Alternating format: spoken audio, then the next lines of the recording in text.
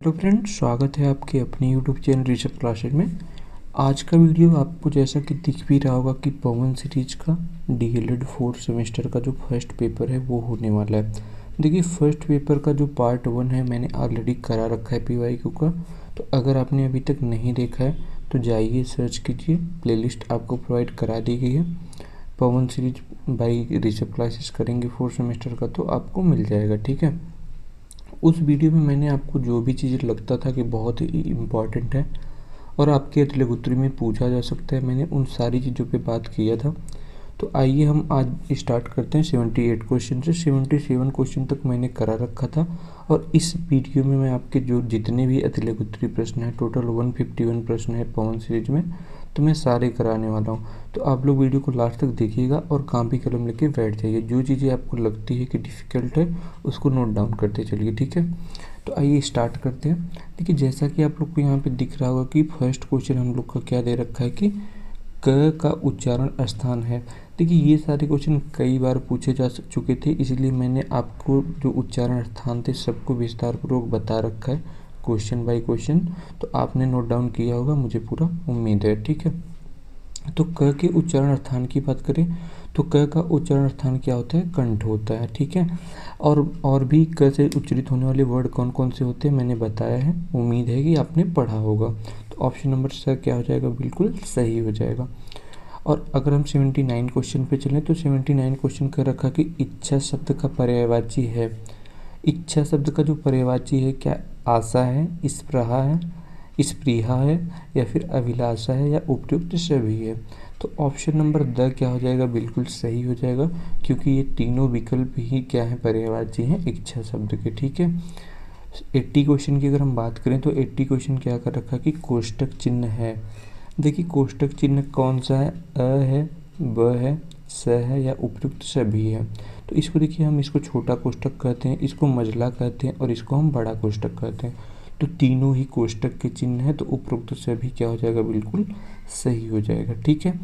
देखिए, चीज़ें जो भी बताई जा रही हैं आप नोट डाउन करते चलिए, बहुत ही बेनिफिशियल होने वाला है आपके लिए अतलेगुत्री में। 81 क्वेश्चन पे चलते हैं। तो 81 क्वेश्चन क्या कर रखा है कि किसी कथन का विस्तार देने वाले विवरण को प्रारंभ करने के लिए किस विवरण चिन्ह का प्रयोग किया जाता है। तो देखिए, किसी कथन को विस्तार देने के लिए जैसे कि आपको लिखना है कि पंडित जवाहरलाल नेहरू पे, अब पंडित जवाहरलाल नेहरू हेडिंग डालेंगे तो उसको अगर विस्तार पूर्वक उसको डिस्क्राइब करना है तो कौन से चिन्ह का प्रयोग करेंगे? तो उसके लिए हम बेसिकली इस टाइप के चिन्ह का प्रयोग करते हैं, जो कि ऑप्शन नंबर अ है। तो ऑप्शन नंबर अ क्या हो जाएगा? बिल्कुल सही हो जाएगा, ठीक है। नेक्स्ट क्वेश्चन पे चलते हैं, क्वेश्चन नंबर 82 पे। 82 क्या कर रखा कि शुद्ध शब्द हैं। यहाँ पे देखिए, शुद्ध अशुद्ध शब्द आपके एग्जाम में बहुत पूछे जाते हैं और रिपीटेड पूछे जाते हैं, बहुत डिफिकल्ट नहीं पूछे जाते, तो आप लोग परेशान मत होइए। देखिए, क्या है? उज्ज्वल। क्या उज्ज्वल ऐसे लिखा जाता है या उज्ज्वल लिखा जाता है या उज्ज्वल लिखा जाता है या उज्ज्वल लिखा जाता है। तो ऑप्शन नंबर द क्या हो जाएगा? बिल्कुल सही हो जाएगा, क्योंकि उज्ज्वल में तो ज होता है ना, दोनों ही आधा होता है, ठीक है। मतलब दोनों ज क्या होते हैं? आधा होते हैं। अब 83 पे चलते हैं। 83 क्या कर रखा कि जिन स्वरों में का उच्चारण करते समय मुख पूरी तरह खुला रहता है वे क्या कहलाते हैं। तो देखिए, ऐसे स्वर जिनमें मुख पूरा खुला रहता है उनको हम क्या कहते हैं? क्या समृद्ध स्वर कहते हैं, विपरीत स्वर कहते हैं, अर्धसमृद्ध स्वर कहते हैं या उपयुक्त में से कोई नहीं। तो देखिए, यहाँ पे ऑप्शन जो हो जाएगा आपका ब एकदम सही हो जाएगा, लेकिन मैं इस पर थोड़ी सी चर्चा कर लेता हूँ क्योंकि ये क्वेश्चन आपके अतलेगुत्री में भी पूछा जा सकता है। तो देखिए, मुंह खुलने के आधार पे जो स्वर होते हैं ना, वो बेसिकली 4 होते हैं। एक होता है समृद्ध होता है, एक अर्धसमृद्ध होता है, एक विपरीत होता है, एक अर्धविपरीत होता है। तो यहाँ पे आपको 3 दिया गया। तो देखिए, समृद्ध स्वर क्या होते हैं? समृद्ध स्वर बेसिकली ना जिन स्वरों के उच्चारण में मुख कम खुलता है उन्हें क्या कहते हैं? हम समृद्ध स्वर कहते हैं। समृद्ध स्वर की संख्या 3 होती है, एक बड़ी ई होती है, एक बड़ा ऊ होता है और आपका जो ऋषि होता है यह भी क्या होता है? समृद्ध स्वर के अंदर कंसीडर किया जाता है। जबकि विपरीत स्वर क्या होते हैं? विपरीत स्वर में बेसिकली जिन स्वरों के उच्चारण में मुंह सबसे अधिक खुलता है उन्हें हम विपरीत स्वर कहते हैं। विपरीत स्वर आपका जो बड़ा आ होता है, ए होता है और औ होता है, ये क्या होते हैं, आपके विपरीत स्वर होते हैं। ठीक है, नेक्स्ट क्या दे रखा है कि अर्ध समृद्ध स्वर क्या होते हैं, ऐसा स्वर जिनके उच्चारण में जो है समृद्ध की स्थिति में कुछ अधिक मुंह खुलता है, उनको क्या कहते हैं, हम अर्ध समृद्ध कहते हैं। अर्ध समृद्ध दो होते हैं, छोटी ई होता है और छोटा ऊ होता है। जबकि एक लास्ट जो मैंने आपको बता दिया था कि अर्ध विपरीत क्या होता है, तो अर्ध विपरीत में ना बेसिकली आपके जिन स्वरों के उच्चारण में विपरीत की तुलना में थोड़ा कम मुंह खुलता है, उनको क्या कहते हैं, हम अर्ध विपरीत कहते हैं। अर्ध विपरीत की संख्या 4 होती हैं, 3 होती हैं, सॉरी, अ होता है, ए होता है और क्या होता है, ओ होता है। ठीक है, तो ये 3 क्या होते हैं, अर्ध विपरीत स्वर होते हैं और ये क्या है, अर्ध समृद्ध स्वर है। तो ये चीज़ें याद रखिएगा, कोई भी आपसे पूछा जा सकता है। क्वेश्चन नंबर 84 पे चलते हैं। 84 क्या कर रखा कि शब्द की विशेषता है।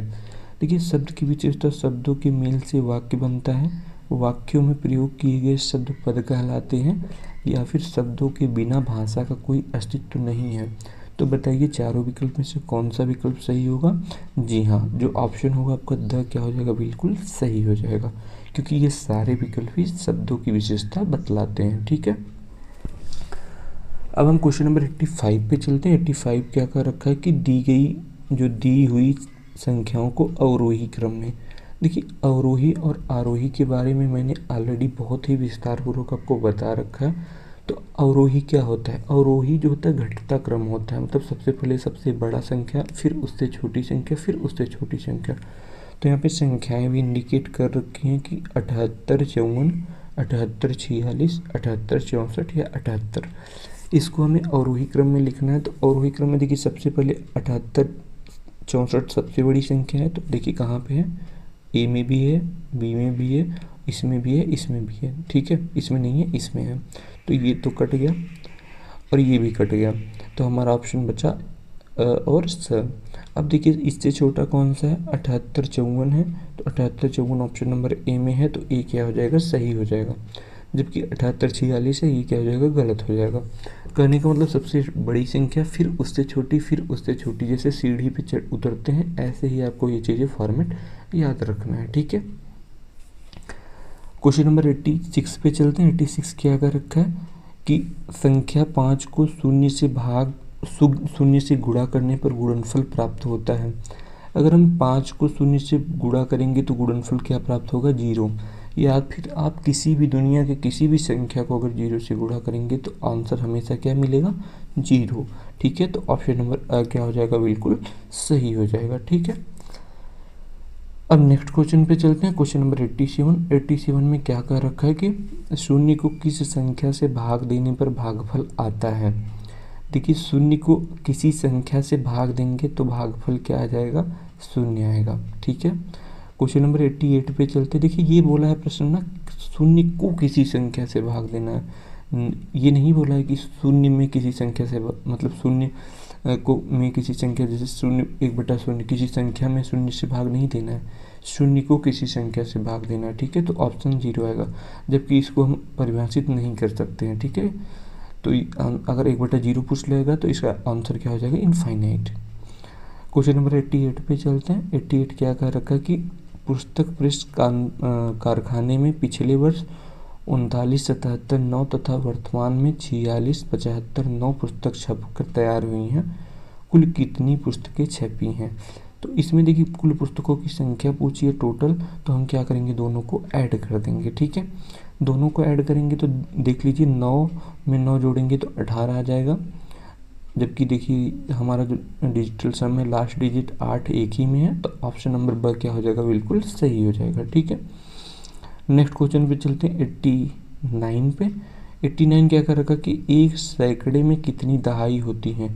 तो 1 सैकड़ा, देखिए 1 सैकड़े में कितनी दहाई होती है, 1 सैकड़े में बेसिकली 10 दहाई होती है, तो ऑप्शन नंबर ब क्या हो जाएगा, बिल्कुल सही हो जाएगा। क्वेश्चन नंबर 90 पे चलते हैं। 90 क्या कर रखा है कि लेखन की अशुद्धियों को दूर करने का उपाय है। तो लेखन की अशुद्धियों को दूर करने का उपाय क्या, 12 खड़ी का अभ्यास करना है, व्याकरण का समुचित ज्ञान होना है, उच्चारण की स्पष्टता है, या फिर उपयुक्त सभी है। तो देखिए ऑप्शन नंबर जो हमारा द हो जाएगा, उपयुक्त सभी, ये क्या हो जाएगा, बिल्कुल सही हो जाएगा। ठीक है, अब हम चलते हैं क्वेश्चन नंबर 91 पे। 91 क्या कर रखा है कि पठन का महत्व है। पठन के महत्व की अगर हम बात करें तो ज्ञानार्जन के लिए, मनोरंजन के लिए, समाचारों को पढ़ने के लिए या उपरोक्त सभी। तो देखिए पठन का जो महत्व है ना वो क्या है, उपरोक्त सभी के लिए है। तो ऑप्शन नंबर द क्या हो जाएगा, बिल्कुल सही हो जाएगा। क्वेश्चन नंबर चलते हैं हम 92 पे। तो 92 क्या कर रखा कि ये र ल व व्यंजन कहलाते हैं। तो देखिए ये जो ये र ल व व्यंजन होते हैं ये अंतस्थ व्यंजन कहलाते हैं। और ये र ल व में पूछा जाता है आपका ल क्या है, तो ल आपका पार्श्विक व्यंजन है, र आपका लुंठित है, जबकि य और व जो है वो अर्धस्वर होते हैं, अर्ध व्यंजन होते हैं। ठीक है, तो ये चीज़ें आप लोग ध्यान में रखिएगा, ये चीज़ें आपसे बार बार पूछी जाती हैं। क्वेश्चन नंबर 93 पे चलते हैं। 93 क्या कर रखा है कि च वर्ग का उच्चारण स्थान है। तो देखिए इचु ऐसा नाम तालु, च वर्ग का जो उच्चारण स्थान होता है वो तालु होता है। ठीक है, और जो हमारा ई होता है, बड़ी ई होता है, इसका भी उच्चारण स्थान क्या होता है, तालु होता है। तालु से उच्चित होने वाले वर्ड के बारे में मैंने बात की, इसलिए बहुत विस्तारपूर्वक नहीं बता रहा हूँ। देखिए इनमें सब जितने भी पूछे हैं, कंठ के बारे में बता चुका हूँ, तालु के, ओष्ठ के और मूर्धा के। तो चीज़ें आप लोग ध्यान से देखिए और लिखते चलिए, ये चीज़ें बहुत आसान हो जाएंगी आपके लिए। 94 पे चलते। 94 का रखा कि अंग्रेजी में स्वरों की संख्या कितनी होती है। तो अंग्रेजी वर्णमाला में जो स्वरों की संख्या होती है वो 5 होती है, ए, ई, आई, ओ और यू। ठीक है, ये 5 वावेल होते हैं जो कि अंग्रेजी वर्णमाला में होते हैं। ठीक है, अब चलते हैं 95 पे। 95 क्या कर रखा है कि इतिश्री के लिए चिन्ह का प्रयोग होता है। तो ये देखिए ये तो अल्प विराम है, ये क्या है, ये प्रश्नवाचक है, ये अनंत का साइन है। तो ऑप्शन नंबर द क्या हो जाएगा, बिल्कुल सही हो जाएगा। ठीक है, नेक्स्ट क्वेश्चन चलते हैं। क्वेश्चन नंबर 96 पे। 96 क्या कर रखा है कि 96 में देखिए आप लोग देख सकते हैं 96 क्या रखा है कि कमल का समानार्थी शब्द नहीं है। तो देखिए पंकज भी कमल का समानार्थी शब्द है, सरोज भी है और पद्म भी है, जबकि अनिल किसका है, आग का है। तो ऑप्शन ब क्या हो जाएगा, बिल्कुल सही हो जाएगा। क्वेश्चन नंबर 97 पे चलते हैं। 97 क्या कर रखा है कि वर्तनीय की दृष्टि से शुद्ध शब्द हैं। तो वर्तनी की दृष्टि से शुद्ध शब्द अभी हमने बात किया, तो ऑप्शन नंबर द क्या हो जाएगा, बिल्कुल सॉरी का ऑप्शन नंबर स क्या हो जाएगा, बिल्कुल सही हो जाएगा। ठीक है, तो इसमें क्या हो जाएगा, ऑप्शन नंबर स बिल्कुल सही हो जाएगा, क्योंकि देखिए उज्ज्वल में दोनों जगह क्या होते हैं, आधे होते हैं, आधे होते हैं। ठीक है, तो हमारा ये ऑप्शन सही हो जाएगा। ये बहुत कॉम्पिटिटिव एग्जाम में भी पूछा जाता है। ऑप्शन नंबर 98 पे चलते हैं। 98 क्या कर रखा है कि संयुक्त व्यंजन ज्ञ जो है जिस वर्ण से मिलकर बना है वे हैं। तो ज्ञ किससे मिलकर बना है, ज और ईय से। तो देखिए किस ऑप्शन में ज और ईय है, तो हमारा देखिए ज और ईय ब में है, तो ब क्या हो जाएगा, बिल्कुल सही हो जाएगा। 99 पे चलते हैं। 99 का क्या कर रखा है कि हिंदी में व्यंजन होते हैं, हिंदी में जो व्यंजन होते हैं वो कितने होते हैं, 2 होते हैं। ठीक है, सॉरी वचन पूछा है ना, हिंदी में वचन कितने होते हैं, 2 होते हैं। तो ऑप्शन नंबर द क्या हो जाएगा, बिल्कुल सही हो जाएगा। क्वेश्चन नंबर 100 पे चलते हैं। 100 क्या कर रखा है कि अवरोही क्रम में, देखिए अवरोही क्रम वही फिर बढ़ते से घटते क्रम, तो 18, 15, 13 और 9 क्या हो जाएगा, बिल्कुल सही हो जाएगा। 101 क्वेश्चन पे चलते हैं। तो जो हमारा 101 क्वेश्चन है वो क्या है, 100 इकाई के समूह को कहते हैं। 100 इकाई के समूह को क्या कहते हैं, एक सैकड़ा कहते हैं। तो ऑप्शन नंबर ब क्या हो जाएगा, बिल्कुल सही हो जाएगा। तो ये सब चीज़ें जो भी क्वेश्चन बताई जा रही हैं बहुत ही इंपॉर्टेंट क्वेश्चन है, इन सबको नोट डाउन करते चलिएगा। 102 पे चलते हैं। तो गणित की मूल संख्याएं, देखिए ये क्वेश्चन कई बार पूछा जा चुका है। गणित की जो मूल संख्याएं होती हैं वो 4 होती हैं, जोड़, घटाना और गुणा और भाग। तो ऑप्शन नंबर स क्या हो जाएगा, बिल्कुल सही हो जाएगा। 103 पे चलते हैं। तो 103 क्या कर रखा है कि जोड़ की क्रिया में जोड़ते हैं। तो जोड़ की क्रिया में किसको जोड़ते हैं, इकाई को इकाई से, दहाई को दहाई से, सैकड़ा को सैकड़ा से। तो ऑप्शन नंबर द क्या हो जाएगा, बिल्कुल सही हो जाएगा। 104 की बात करें तो 104 में क्या कर रखा है कि गुणा की संक्रिया नहीं है। तो गुणा की संक्रिया देखिए गुण भी है, गुणक भी है, गुणनफल भी है, लेकिन शेष किसका संक्रिया है, भाग का। तो ऑप्शन नंबर क्या हो जाएगा, स बिल्कुल सही हो जाएगा।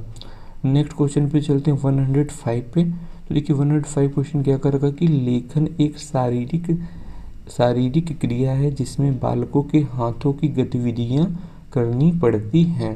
कथन है ये कथन किसका है? ये कथन जो है श्रीमती मॉन्टेसरी का है। तो ऑप्शन नंबर स क्या हो जाएगा? बिल्कुल सही हो जाएगा। 106 क्वेश्चन की बात करें तो 106 क्वेश्चन कर रखा है कि जिनका उच्चारण कंठ के स्पर्श से होता है वो कौन से वर्ण हैं। तो देखिए जो कंठ के स्पर्श से वर्ण उच्चरित होते हैं वो क ख ग घ होते हैं, मैंने बताया। लेकिन जो अंगना होता है वो किससे होता है? नासिका से होता है। क्वेश्चन नंबर 107 की बात करें तो 107 क्या है कि ज्ञानार्जन और ज्ञान वृद्धि का साधन है। तो ज्ञानार्जन और ज्ञान वृद्धि का जो साधन है वो क्या है? प्रत्यक्ष निरीक्षण तथा स्वानुभव, विचार विनिमय एवं दूसरों से शिक्षा ग्रहण, या स्वाध्याय एवं पठनाभ्यास, या फिर तो उपरोक्त सभी क्या हो जाएगा? बिल्कुल सही हो जाएगा। नेक्स्ट क्वेश्चन पे चलते हैं 108 पे। 108 क्या कर रखा है कि विराम संबंधित समस्या का प्रमुख कारण है। विराम चिन्हों का ज्ञान न होना ही सबसे बड़ा कारण है विराम संबंधित जितनी भी समस्याएं आती हैं उनका। ठीक है। नेक्स्ट क्वेश्चन 109 पे चलते हैं। तो 109 क्या कर रखा है कि विवरित स्वर है। देखिए विपरीत स्वर की अगर हम बात करें ना तो क्या अ है, क और ख, क्या ब है, क्या स है, या फिर द है। तो यहाँ पे अगर हम बात करें तो हमारा जो विपरीत स्वर होते हैं ना वो आ और ओ होते हैं। अब देखिए विपरीत सम्मिलित स्वर की हम थोड़ी सी बात कर लेते हैं। अभी हमने आपको बताया था कि विपरीत सम्मिलित जो स्वर होते हैं वो क्या होते हैं। तो आपको कोई डाउट होना नहीं चाहिए, लेकिन अगर आपके मन में कोई भी डाउट है तो आप पीछे ध्यान से देख लीजिए और उसको नोट डाउन कर लीजिए। आ और औ जो होता है वो विपरीत स्वर होता है। ठीक है। नेक्स्ट क्वेश्चन पे चलते हैं, क्वेश्चन नंबर 110 पे। तो 110 क्या कर रखा कि आनंद का पर्यायवाची शब्द है। आनंद का पर्यायवाची क्या मोद होता है, प्रमोद होता है, सुख होता है, या उपरोक्त सभी होता है। तो ये सारे शब्द जितने हैं सब आनंद के पर्यायवाची हैं। तो ऑप्शन नंबर द क्या हो जाएगा? बिल्कुल सही हो जाएगा। ठीक है। नेक्स्ट क्वेश्चन पे चलते हैं, क्वेश्चन नंबर 111 पे। तो देखिए 111 की अगर हम बात करें तो कह रखा है कि निम्नलिखित में से कौन सा संयुक्त व्यंजन नहीं है। देखिए संयुक्त व्यंजन 4 थे, मैंने बताया था। तो 4 में से देखिए कौन सा नहीं है? 6 क्या संयुक्त व्यंजन नहीं है? क्या इय नहीं है, त्र नहीं है, या ज्ञ नहीं है? तो हमें पता है ये तीनों क्या है? संयुक्त व्यंजन है। जबकि इय क्या है? स्पर्श व्यंजन है और ये नासिका से बोला जाता है। तो ऑप्शन नंबर ब क्या हो जाएगा? बिल्कुल सही हो जाएगा। ठीक है। तो ये चीज़ें जो भी बताई जा रही हैं बहुत ध्यान से देखिए और लिखते चलिए। 112 की अगर हम बात करें तो 112 क्या कर रखा कि निम्नलिखित में से दीर्घ स्वर हैं। क्या दीर्घ स्वर अ है, आ है, या ई है, या ऋषि है? तो दीर्घ स्वर कौन से हैं? दीर्घ स्वर हमारे क्या हैं? ब है। ठीक है। तो ऑप्शन नंबर ब क्या हो जाएगा? बिल्कुल सही हो जाएगा। देखिए दीर्घ स्वर की संख्या कभी कभी पूछ लेता है कि दीर्घ स्वर की संख्या कितनी है। तो हिंदी वर्णमाला में अगर हम दीर्घ स्वर की संख्याओं की बात करें तो दीर्घ स्वर की जो संख्या होती है वो 7 होती हैं। कौन कौन सी होती हैं? एक मिनट। दीर्घ स्वर की संख्या जो होती हैं वो जैसे कि आपका आ हो गया, बड़ी ई हो गया, छोटा बड़ा ऊ हो गया, ए हो गया, फिर ए हो गया, और आपका जो ओ औ होता है, ये सब क्या है? आपके दीर्घ स्वर हैं। और इनकी संख्या कितनी होती है? इनकी संख्या की बात करें तो इनकी टोटल संख्याएं 7 होती हैं। जबकि अगर हम ह्रस्व स्वर की या फिर जिसको हम मूल स्वर भी कहते हैं तो उस या फिर उसको लघु स्वर भी कहते हैं तो उनकी संख्याएं 4 होती हैं। वो होती हैं छोटा अ, छोटी ई, छोटा ऊ, और हमारा एक ऋषि। ठीक है। तो ये चीज़ें ध्यान में रखिए, ये चीज़ें पूछी जाती हैं। 113 क्वेश्चन की अगर हम बात करें तो यहाँ पे कह रखा है कि किसके उच्चारण में निचला ओठ ऊपरी दांतों को स्पर्श करता है। तो देखिए आप देखिए जो भी उच्चारण स्थान के वर्ण हैं ना उनको आप प्रैक्टिकली भी देख सकते हैं। जैसे आप उच्चारण कीजिए व, क्या व में हमारे जो ओठ हैं वो ऊपरी दांतों को स्पर्श करते हैं? व नहीं कर रहे ना। फिर बोलिए ब कर रहे हैं नहीं। तो ऑप्शन नंबर ब क्या हो जाएगा? बिल्कुल सही हो जाएगा। नेक्स्ट क्वेश्चन पे चलते हैं, क्वेश्चन नंबर 114 पे। तो 114 क्या कर रखा कि वाक्य जहाँ बहुत ही कम ठहरना होता है वहाँ प्रयोग होता है। देखिए जहाँ बहुत कम ठहरना होता है वहाँ पे अल्प विराम चिन्ह का प्रयोग होता है जो कि ऐसे लगता है, आपको पता होगा। ठीक है। नेक्स्ट क्वेश्चन पे चलते हैं। देखिए यहाँ पे अगर हम बात करें पूर्ण विराम किसी सेंटेंस के अंत में लगता है। क्वेश्चन नंबर 115 की बात करें तो यहाँ पे क्या रखा कि 43 28 में दहाई वाली संख्या है। तो 8 तो इकाई का है, 2 दहाई का है, 3 सैकड़ा का, जबकि 4 किसका है, हजार का। तो दहाई का पूछे तो दहाई का कितना हो जाएगा, 2। ऑप्शन नंबर क्या हो जाएगा, बिल्कुल सही हो जाएगा। ठीक है। 116 क्वेश्चन की बात करें तो जब आंकड़ों को घटते हुए क्रम में लिखा जाता है तो उसे कहते हैं। देखिए, किसी भी आंकड़े को अगर हम घटते हुए क्रम में लिखते हैं तो अनंतर कहते हैं, अवरोही क्रम कहते हैं, आरोही क्रम कहते हैं या नियत क्रम कहते हैं। मैंने आपको बताया था किसी भी संख्या को अगर हम घटते क्रम में लिखते हैं तो उसको हम अवरोही क्रम कहते हैं। तो ऑप्शन नंबर ब क्या हो जाएगा, बिल्कुल सही हो जाएगा। आपको दिख रहा होगा कि ये सारे क्वेश्चन 2017 में पूछे गए हैं। तो इस ढंग से आपके जो प्रीवियस ईयर क्वेश्चन है वो भी तैयार होते जा रहे हैं। तो आप लोग बेशक रहिए, एकदम बेशक आप जो भरोसा कर सकते हैं, जो चीज़ें यहीं से हैं यहीं से ही पूछे जाएंगे। अभी मैं आपकी प्रीवियस ईयर क्वेश्चन भी करा दूंगा, तो आप लोग बस बने रहिए। ठीक है। क्वेश्चन नंबर 117 पे चलते हैं। 117 क्या कर रखा है कि मूल संख्या में वृद्धि करना, बढ़ाना अथवा योग करना क्या कहलाता है। किसी भी मूल संख्या में अगर हम वृद्धि करें या बढ़ाएं या योग करें तो उसको हम क्या कहते हैं, जोड़ कहते हैं। तो ऑप्शन नंबर अ क्या हो जाएगा, बिल्कुल सही हो जाएगा। अगर हम 118 क्वेश्चन की बात करें तो 118 क्वेश्चन क्या कर रखा है कि किसी भी संख्या के मान होते हैं, जो कि किसी भी संख्या के मान कितने होते हैं, 1 होते हैं, 2 होते हैं, 3 होते हैं या 4 होते हैं। तो देखिए, किसी भी संख्या का जो मान होता है ना वो 2 होता है। एक तो वो संख्या खुद होती है, एक वो संख्या मतलब जिसके द्वारा वो प्राप्त होती है। ठीक है। मतलब जैसे एक संख्या है, एक संख्या तो वो होती है जो खुद है, बाकी अगर किसी में जोड़ेंगे तो एक अलग संख्या प्राप्त होगी। तो किसी भी संख्या के मान कितने होते हैं, 2 होते हैं। 119 क्वेश्चन की बात करें तो 119 का रखा कि 3 अंकों की सबसे पहली संख्या है। 3 अंकों की सबसे पहली संख्या 100 है। इसी को 3 अंकों की सबसे छोटी संख्याएं भी कहते हैं। 3 अंकों की सबसे बड़ी संख्या क्या है, 999। पूछा जा चुका है ये प्रश्न, आप लोग ध्यान रखिएगा। क्वेश्चन नंबर 120 की अगर हम बात करें तो 120 क्या कर रखा कि हिंदी में स्वर होते हैं। देखिए, हिंदी में स्वरों की संख्या 11 होती है, जबकि व्यंजनों की संख्या कितनी होती है, 33 होती हैं। तो ये चीज़ें आप लोग ध्यान में रखिएगा। अब ये सारे क्वेश्चन 2016 में पूछे गए, तो ऐसे आपके जो प्रीवियस ईयर क्वेश्चन है वो भी तैयार होते चल रहे हैं। अब क्वेश्चन नंबर हम 121 की बात करें तो मनुष्य के उच्चारणोपयोगी अवयव हैं। देखिए, उच्चारणोपयोगी मतलब उच्चारण के लिए उपयोगी जो अवयव हैं वो कौन कौन से हैं, क्या काकल है, क्या कंठ है, क्या दंत है। तो ये सारे वर्ण जो हैं उपयोगी हैं हमारे उच्चारण के दृष्टिकोण से। तो उपरोक्त सभी क्या हो जाएगा, बिल्कुल सही हो जाएगा। क्वेश्चन नंबर 122 की बात करें तो 122 का रखा कि ध्वनि विज्ञान में अध्ययन किया जाता है। ध्वनि विज्ञान में क्या मानव के मुख से निकली श्वास का, मानव के मुख से निकली ध्वनि का, मानव के मुख से निकली चीख का, या इनमें से कोई नहीं। तो देखिए, ध्वनि विज्ञान में जो ध्वनि अध्ययन किया जाता है वो किया जाता है मानव के मुख से निकली ध्वनियों का। 123 क्वेश्चन की अगर हम बात करें तो 123 क्वेश्चन कह रखा है कि ओष्ठाकृति के आधार पर स्वर होते हैं। देखिए, ओष्ठाकृति के आधार पर जो स्वर होते हैं वो 2 होते हैं, वृत्तमुखी कहते हैं और आवृत्तमुखी कहते हैं। तो यहाँ पे अ और ब क्या हो जाएगा, बिल्कुल सही हो जाएगा। देखिए, वृत्तमुखी जो स्वर होते हैं कभी कभी पूछता है, ये 4 होते हैं। हमारा छोटा ऊ जो होता है और बड़ा ऊ होता है, ऊ होता है और अ होता है। ये सब क्या है, हमारे वृत्तमुखी हैं। वृत्तमुखी स्वर ऐसे होते हैं ना जिसमें हमारा ओठ जो होता है वृत्ताकार रूप धारण करता है, आवृत्तमुखी जिसमें वृत्ताकार रूप नहीं धारण करता है। और अगर हम आवृत्तमुखी स्वर की बात करें तो आवृत्तमुखी स्वर हमारा क्या है, इनकी संख्या 7 होती हैं। इसमें देखिए, छोटा अ होता है, बड़ा आ होता है और हमारा छोटी ई होती है, बड़ी ई होती है, ऋषि होते हैं और हमारा जो ए होता है और ए होता है। ये सब क्या है, ये सब हमारे आवृत्तमुखी स्वर हैं। तो ये चीज़ें नोट डाउन कर लीजिएगा। तो ऑप्शन नंबर सी क्या हो जाएगा, बिल्कुल सही हो जाएगा। क्वेश्चन नंबर 124 पे चलते हैं। 124 कर रखा कि व्यंजनों को उच्चारण की दृष्टि में बांटा गया है।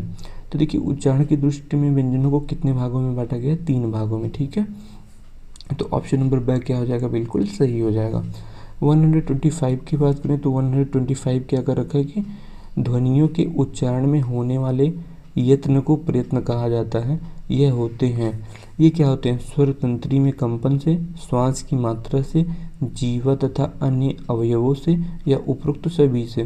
तो ऑप्शन नंबर द क्या हो जाएगा? बिल्कुल सही हो जाएगा। ये उपरोक्त सभी से होते हैं। ठीक है। अगर 126 क्वेश्चन की हम बात करें तो 126 क्वेश्चन क्या कर रखा है कि निम्नलिखित में से दंत्य व्यंजन है। देखिए दंत्य व्यंजन कौन सा न है, मैंने ऑलरेडी इस पे बात कर रखा है, तो ऑप्शन नंबर अ क्या हो जाएगा? बिल्कुल सही हो जाएगा। अगर 127 क्वेश्चन की बात करें तो यहाँ पे कर रखा कि आश्चर्य, हर्ष, शोक, उत्साह इत्यादि व्यक्त करने में प्रयोग होता है। किसका प्रयोग होता है? विस्मयादिबोधक का। ठीक है। तो ऑप्शन नंबर द क्या हो जाएगा? बिल्कुल सही हो जाएगा। अगर 128 क्वेश्चन की बात करें तो 128 क्वेश्चन क्या कर रखा कि ढ जो होता है वर्ण का उच्चारण वर्ण किस वर्ग में आता है? तो जो ढ होता है वो किस में आता है? ट वर्ग में आता है। ऑप्शन नंबर ब क्या हो जाएगा? सही हो जाएगा। और जब हमारा ड और ढ होता है ये क्या होता है? उत्क्षिप्त व्यंजन भी होते हैं। ये चीज़ें आप ध्यान में रखिएगा। 129 क्वेश्चन की अगर हम बात करें तो यहाँ पे 13 संख्या है। 13 कैसी संख्या है? 13 एक विषम संख्या। ऐसी संख्या जो 2 से न कटे उसको हम विषम संख्या कहते हैं। तो ऑप्शन नंबर ब क्या हो जाएगा? बिल्कुल सही हो जाएगा। नेक्स्ट क्वेश्चन पे चलते हैं। क्वेश्चन नंबर 130 पे। 130 क्वेश्चन क्या कर रखा कि अवरोही क्रम है। अवरोही क्रम मतलब घटता क्रम। तो 11 9 7 5 क्या हो जाएगा? ऑप्शन बिल्कुल सही हो जाएगा। नेक्स्ट क्वेश्चन पे चलते हैं। क्वेश्चन नंबर 131 पे। 131 का रखा कि भाग की संख्याएं होती हैं, भाज्य भी होता है, भाजक भी होता है और भागफल भी होता है। तो उपरोक्त सभी क्या हो जाएगा? बिल्कुल सही हो जाएगा। ठीक है। नेक्स्ट क्वेश्चन पे चलते हैं। क्वेश्चन नंबर 132 पे। तो 132 क्या कर रखा कि भाषा शिक्षण के पक्ष हैं। क्या पठन है, लेखन है या व्याकरण है? तो ऑप्शन या उपरोक्त सभी है। तो ऑप्शन नंबर द क्या हो जाएगा? बिल्कुल सही हो जाएगा। ठीक है। उपरोक्त सभी ऑप्शन बिल्कुल सही हो जाएगा। नेक्स्ट क्वेश्चन चलते हैं। क्वेश्चन नंबर 133 पे। तो 133 क्या है कि भाषा अज्ञानता संबंधित समस्याएं हैं। तो भाषा अज्ञानता संबंधित समस्याएं कौन कौन सी हैं? लिपि संबंधित अज्ञानता, व्याकरण का अपर्याप्त ज्ञान, सही विराम चिन्हों के प्रयोग का अभाव या उपरोक्त सभी। तो ऑप्शन नंबर द क्या हो जाएगा? उपरोक्त सभी। क्योंकि देखिए भाषिक अज्ञानता से संबंधित जो समस्याएं हैं ये तीनों ही हैं। तो ऑप्शन नंबर द क्या हो जाएगा? बिल्कुल सही हो जाएगा। ठीक है। नेक्स्ट क्वेश्चन चलते हैं 134 पे। तो देखिए 134 क्वेश्चन की अगर हम बात करें तो यहाँ पे कह रखा है कि 99 में दहाई है। तो 99 में दहाई का अंक क्या है? ब। तो ऑप्शन नंबर ब क्या हो जाएगा? बिल्कुल सही हो जाएगा। 135 की बात करें तो पठन के कितने प्रकार होते हैं? देखिए पठन के क्या 2 प्रकार होते हैं, 3 प्रकार होते हैं या फिर हमारे 6 प्रकार होते हैं या 4 प्रकार होते हैं? तो पठन के कितने प्रकार होते हैं? 4 प्रकार। ऑप्शन नंबर जो हमारा स क्या है? बिल्कुल सही हो जाएगा। नेक्स्ट क्वेश्चन चलते हैं 136 पे। 136 क्वेश्चन क्या कर रखा है कि लिखित अभिव्यक्ति के लिए महत्वपूर्ण बिंदुओं की संख्या कितनी है? तो जो महत्वपूर्ण बिंदुओं की जो संख्या होती है वो भी 4 होती है। तो ऑप्शन नंबर स क्या आ जाएगा? बिल्कुल सही हो जाएगा। 137 की बात करें तो पठन भाषा शिक्षण का रूप है। तो पठन भाषा शिक्षण का रूप क्या मौलिक है, व्यवहारिक है, सामाजिक है या शैक्षिक है? तो देखिए मैंने इस चीज़ पे बात भी कर रखा था, ये क्वेश्चन आ भी रखा था। तो ऑप्शन नंबर ब क्या हो जाएगा? बिल्कुल सही हो जाएगा। देखिए 137 क्वेश्चन अभी आपने देखा कि 134 तक के जितने क्वेश्चन हैं ये सारे क्वेश्चन आपके 2016 से लेकर और जो स्टार्टिंग के क्वेश्चन थे 2023 तक थे। तो इस ढंग से आपके जो प्रीवियस ईयर क्वेश्चन है ऑब्जेक्टिव वो भी तैयार हो गए हैं और इसी ऑब्जेक्टिव से ही क्वेश्चन पूछता है। कभी कभी विकल्प से पूछ लेता है, कभी कभी क्या करता है कि हूबहू क्वेश्चन दे देता है। तो लगभग 15 क्वेश्चन में आपके 10-12 क्वेश्चन यहीं से आते हैं। तो आप लोग ध्यान से चीज़ों को पढ़ लीजिए, बहुत ही इंपॉर्टेंट पार्ट था जो मैंने आपका कंप्लीट कराया। ठीक है। तो यहाँ पे हम किस क्वेश्चन पे थे? 138 आई थिंक, नहीं 37 करा रखे थे, 38 पे थे। 38 क्या कर रखा कि लिखित अभिव्यक्ति का महत्वपूर्ण बिंदु है। क्या सुंदरता है, वचनीयता है, लेखनीयता है या क्रमबद्धता? तो ऑप्शन नंबर स क्या हो जाएगा? बिल्कुल सही हो जाएगा। ठीक है। क्योंकि क्रमबद्धता जो है वो लिखित अभिव्यक्ति का सबसे महत्वपूर्ण पहलू होता है। 139 क्वेश्चन की अगर हम बात करें तो 139 क्वेश्चन का रखा है कि भाषा की कितनी इकाई होती हैं? तो भाषा की क्या 2 इकाई होती हैं, 3 होती हैं, 4 होती हैं या 5 होती हैं? तो भाषा की 3 इकाइयाँ होती हैं, ठीक है। तो ऑप्शन नंबर ब क्या हो जाएगा, बिल्कुल सही हो जाएगा। अगर 140 क्वेश्चन की बात करें तो वर्ड के भेद होते हैं, वर्ड के 2 भेद होते हैं, स्वर व्यंजन मैंने बता रखा है। ऑप्शन नंबर अ क्या हो जाएगा, बिल्कुल सही हो जाएगा। नेक्स्ट क्वेश्चन पे चलते हैं 141 क्वेश्चन पे। तो जो हमारा 141 क्वेश्चन है कि मात्राओं के आधार पर स्वर कितने प्रकार के होते हैं। तो देखिए मात्राओं के आधार पे जो स्वर होते हैं ना वो बेसिकली 2 प्रकार के होते हैं मेरे हिसाब से, बट यहाँ ऑप्शन में 3 दे रखा है तो 3 सही हो जाएगा। लेकिन देखिए 2 होते हैं, देखिए एक तो होता है जो स्वर पे लगते हैं और एक मात्रा व्यंजन पे लगता है। तो यहाँ पे देखिए 2 होते हैं, लेकिन स्वर कितने प्रकार के होते हैं ना, तो स्वर 3 ही प्रकार के होंगे। तो ऑप्शन नंबर द क्या हो जाएगा, सही हो जाएगा। अगर हम 142 की बात करें तो ध्वनि क्या है। देखिए ध्वनि क्या है, ध्वनि ध्वन्यात्मक भाषा है, शिक्षा अर्जन करने का माध्यम है, या अ और ब दोनों हैं। तो ऑप्शन नंबर स क्या हो जाएगा, बिल्कुल सही हो जाएगा। 143 क्वेश्चन की बात करें तो यहाँ पे क्या रखा कि ध्वनि के मूल तत्व हैं। ध्वनि के मूल तत्व क्या, सार्थकता होते हैं, अस्पष्टता होते हैं, शुद्धता होते हैं, उपरोक्त सभी। तो देखिए ध्वनि के जो मूल तत्व होते हैं ना वो सभी होते हैं। तो ऑप्शन नंबर द क्या हो जाएगा, बिल्कुल सही हो जाएगा। 144 क्वेश्चन की बात करें तो ध्वनि के लिए अपेक्षित बातें हैं। तो ध्वनि के लिए जो अपेक्षित बातें हैं क्या उत्पादन है, संवहन है, ग्रहण है, या उपरोक्त सभी। तो ऑप्शन नंबर द क्या हो जाएगा, बिल्कुल सही हो जाएगा। 145 की बात करें तो 145 क्वेश्चन क्या है कि मनुष्य के उच्चारण उपयोगी जो अवयव हैं वो कौन से हैं, काकल है, कंठ है, दंत है, या उपरोक्त सभी। तो ऑप्शन नंबर द क्या हो जाएगा, बिल्कुल सही हो जाएगा। 146 क्वेश्चन की बात करें तो यहाँ पे क्या रखा कि ह्रस्व स्वर में होते हैं। देखिए ह्रस्व स्वर में स्वर कितने होते हैं, तो मैंने बताया ह्रस्व स्वर में जो स्वर होते हैं वो कितने होते हैं, 4 होते हैं, ठीक है। और दीर्घ में कितने होते हैं, 7 होते हैं। 147 की बात करें तो ओष्ठाकृति के आधार पर स्वर होते हैं। तो ओष्ठ के आकृति के आधार पर स्वर वृत्तामुखी भी होते हैं और अवृत्ताकार भी होते हैं। तो ऑप्शन नंबर स क्या हो जाएगा, बिल्कुल सही हो जाएगा। अब हम क्वेश्चन चलते हैं 148 पे। 148 क्या कर रखा कि उच्चारण के आधार पर स्वर होते हैं, अनुनासिक स्वर होते हैं, निरानुनासिक होते हैं, या अ और ब दोनों होते हैं। तो देखिए उच्चारण के आधार पे जो स्वर होते हैं ना वो दोनों होते हैं। तो ऑप्शन नंबर स क्या हो जाएगा, बिल्कुल सही हो जाएगा। नेक्स्ट क्वेश्चन पे चलते हैं, क्वेश्चन नंबर 149 पे। तो 149 क्वेश्चन क्या कर रखा है कि किसके बिना व्यंजन का उच्चारण संभव नहीं है। तो देखिए जो हमारा अ है ना, अ के बिना किसी भी व्यंजन का उच्चारण संभव नहीं है, क्योंकि हर एक व्यंजन में जो अ होता है ना वो छिपा होता है। जैसे अगर हम क लिखें तो क में भी अ है, क अर्ध है और अ इसके साथ मिला है जो कि व्यंजन बनता है, इसको हम क्या कहते हैं, पूर्ण व्यंजन, ठीक है। अगर हम 150 क्वेश्चन की बात करें तो 150 क्वेश्चन क्या करेगा कि 10 दहाई के योग को कहते हैं। 10 दहाई का जो योग होता है उसको हम कहते हैं सैकड़ा। तो ऑप्शन नंबर अ क्या हो जाएगा, बिल्कुल सही हो जाएगा, ठीक है। अच्छा अब क्वेश्चन पे चलते हैं, क्वेश्चन नंबर 151 पे। तो कविता शिक्षण के उद्देश्य हैं। क्या कविता शिक्षण का जो उद्देश्य है छात्रों में कल्पना तथा तर्क शक्ति का विकास करना है, या छात्रों में भावनात्मक व चारित्रिक भावनाओं का विकास करना है, या छात्रों के चरित्र निर्माण में सहयोग करना है, या उपरोक्त सभी है। तो देखिए ये तीनों ही ऑप्शन जो है ना वो कविता शिक्षण के उद्देश्य हैं। तो ऑप्शन नंबर द क्या हो जाएगा, बिल्कुल सही हो जाएगा, ठीक है। देखिए मैंने आपके जितने भी पवन सीरीज में क्वेश्चन दिए गए थे PYQ मैंने सारे क्वेश्चन करा दिए हैं, और इस PYQ में आपके जो 2023 से 2016 तक के क्वेश्चन थे PYQ के वो भी कवर अप किए गए हैं, ठीक है। तो होप सो आप लोग को वीडियो अच्छी लगी होगी। अगर देखिए वीडियो अच्छी लगी तो अपने दोस्तों के साथ भी शेयर करिए, उनका भी लाभ हो। बाकी मैं नेक्स्ट पार्ट में आपके अतिलघुत्री प्रश्न कराने वाला हूँ, और ऐसे ही सिलसिला आपके सीरीज पर सीरीज चलने वाला है, ठीक है।